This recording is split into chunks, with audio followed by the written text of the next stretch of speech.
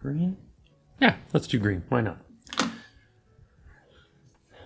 All right, so this was supposed to be a review of Fujicolor 400, the film stock that is, I'm pretty sure we're all positive that it's just Kodak Gold that's been repackaged.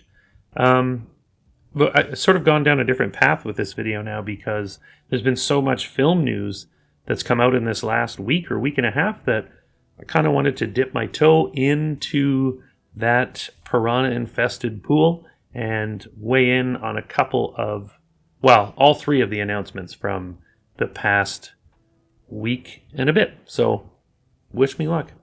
All right, so before we get into like the bigger news, well, I don't know arguably which news is bigger. I want to talk about Fujifilm and the announcement that they're going to start producing Fujicolor 200 and Fujicolor 400 again. What's being produced right now is, as far as anybody's concerned, a Kodak Gold emulsion that's being repackaged as Fujifilm and sold usually cheaper than Kodak. So if you like Kodak Gold, buy the Fuji because it's a little bit cheaper and we all love a bargain. First time I've shot with it was with this camera here, the Minolta Himatic AF2. I shot 2 rolls of it in Seattle. It's great. I'm going to do just a little slideshow here. I played some at the start of the video as well, and I'll probably play some at the end. I love the results out of that camera. I love it so much. I got 2 of them.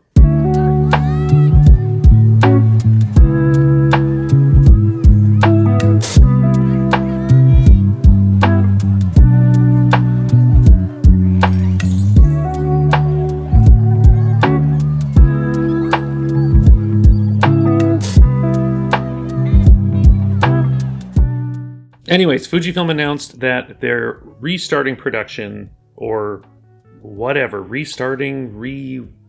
they restarting it, or are they just starting from scratch? It's kind of hard to decipher the messaging. They're going to be producing 200 and 400 ISO color negative film at a factory in China that currently produces medical film, so a very similar product. I'm not concerned at all with it being produced in China. The quality is going to be great. I think it's great news. I really do. Will it be the Kodak emulsion still? I don't know. I enjoyed shooting it, like I said. I love the tones, and I think the grain is nice for an entry-level film. It's got pretty good resolution, too, for an entry-level film. You can use it with some pretty stout lenses, and you're not gonna sort of miss out on what those lenses are capable of resolving with a crappy film. I think it's a good all-around film. The 400, that's what I shot. I don't know about the 200. It's probably fine too, but I shot the 400. The other big news, I would say the biggest news of the last 2 weeks, is the Pentax 1.7. I know everybody here is calling it the Pentax 17, but in Japan, the way it's written, it's supposed to be called the Pentax 1.7. And even the font is the same as the font on a Pentax 6.7, which is not called the Pentax 67. So I'm going to call it the 1.7. If you want to call it the 17, that's totally fine. I don't want to yuck your yum.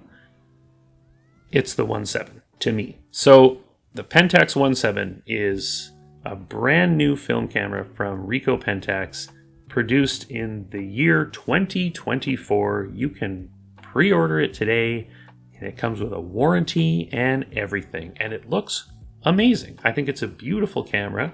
I've heard from people that it feels a little flimsy in the hand. I don't know if I'm going to agree with that. I really want to get my hands on one. I might buy one.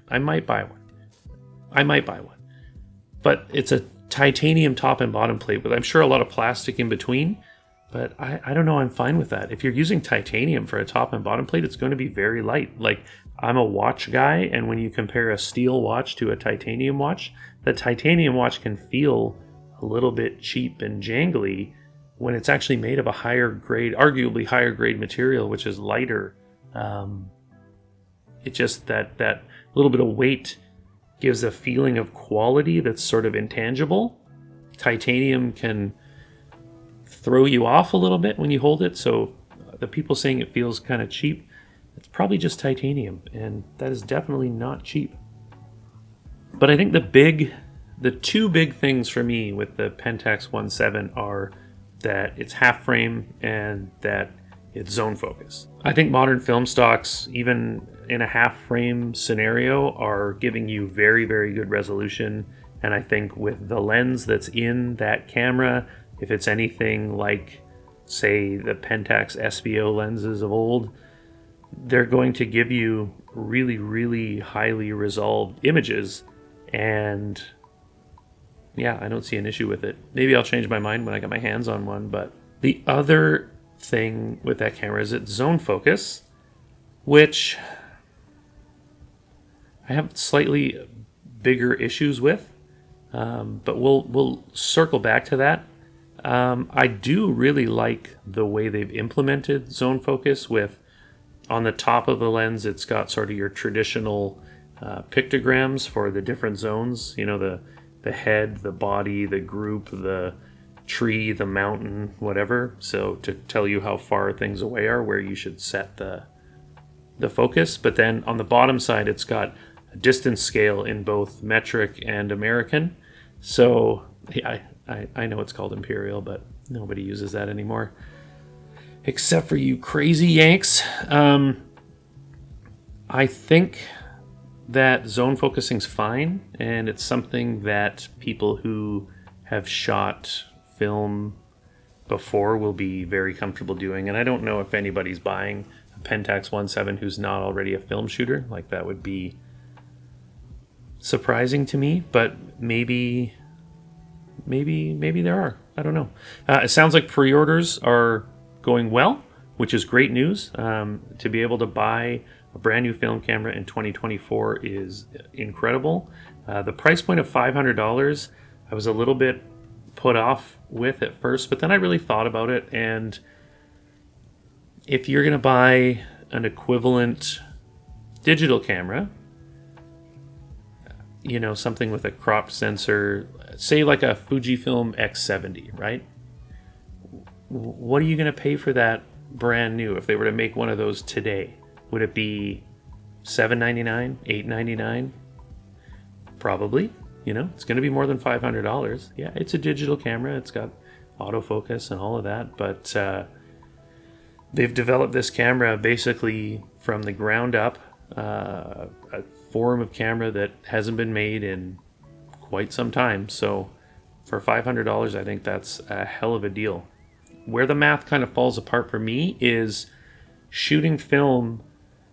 You could justify the cost of shooting film, like the film, buying the film, getting it processed, getting it scanned. Maybe you have to mail it away somewhere like I do. I send mine to Indie Film Lab. That was sort of justified in the fact that the film camera you bought was probably inexpensive. That hasn't been the case for a few years. You know, used film camera prices have really kind of gone through the roof. I know that when I bought this Hymatic AF2, it was just in a job lot that I found on Facebook Marketplace, and there was 20 cameras in there, and this was one of them, and I think I paid $75 for the whole thing.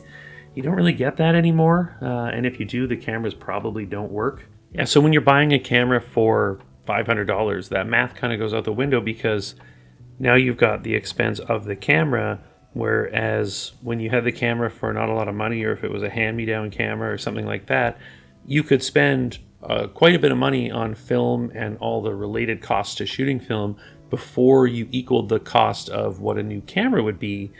So, you know, switching to digital, you'd have to invest in a new camera. but the shooting experience costs less. There was like a trade-off between film and digital basically in the cost department, and that's kind of gone if you buy a new film camera. Now, I'm probably going to buy one.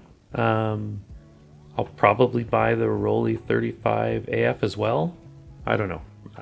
I'll see which one I end up buying. But the issue for me with the Pentax 1.7 is that the half frame makes a roll of 36 into 72, and I have a hard time getting through 36. So the other bit of news was the Rollei 35 AF from Mint Camera, a full 35 millimeter autofocus point and shoot film camera, brand new, based on the Rollei 35. It looks amazing. It looks just like the vintage Rollei 35s that you're used to, but it's got autofocus and automatic exposure. I think it has auto exposure.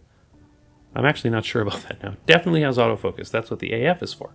Anyways, Bellamy from Japan Camera Hunter had a whole video sort of introing the product. He has a prototype, so that's very exciting, and it's sort of more in line with, the experience that I like from this Himatic AF2, and I would love to see Pentax go in that direction next, something that's not a half-frame camera, because like I said, getting through 72 frames it's a lot, and I don't know what it is about film that makes you really selective about your shots. Maybe it's the cost of the film. Maybe that's part of the equation too, right? Like you're only taking one shot of a scene typically, as opposed to digital where you'll take a bunch and then you'll cull and edit and crop and whatever. But with film, you're kind of hamstrung a little bit, but I think it's actually better. It teaches you to be a better photographer without relying on digital stuff to rescue you. Would I be comfortable buying the Rollei 35 AF? Yeah, I think Mint is a big enough company now that they'll be able to back the product, but for like warranty stuff, I think you're going to get a better experience from the Pentax, because Pentax is a long established company and they're going to have the spares and the process behind the warranty on that product, where I'm sure Mint will do a great job too, but if there's any doubt in my mind either way on either one, that would be where I would hesitate, is with if something went wrong with the camera, who would be able to back it up better? I think that would be Pentax. So yeah, both great cameras. I can't believe we have 2 new film cameras in 2024 to talk about. It's just crazy. Are you excited for where film's headed? Do you think that Pentax will make more cameras after this one? I'm really hoping they do. I want to support the project. And same with Mint. I really love that Mint has taken this step. They're very well known for their high quality instant camera stuff. So making the step to something like this is really, really neat. And I can't wait to see where this goes. Exciting time to be a film shooter, exciting time to be a photographer. Thank you guys all so much for watching, and I hope I didn't bore you to tears, because this actually was really a video kind of about nothing other than me talking about the state of the industry and all the latest gossip. So, all right, I'll see you guys in the next video. Bye.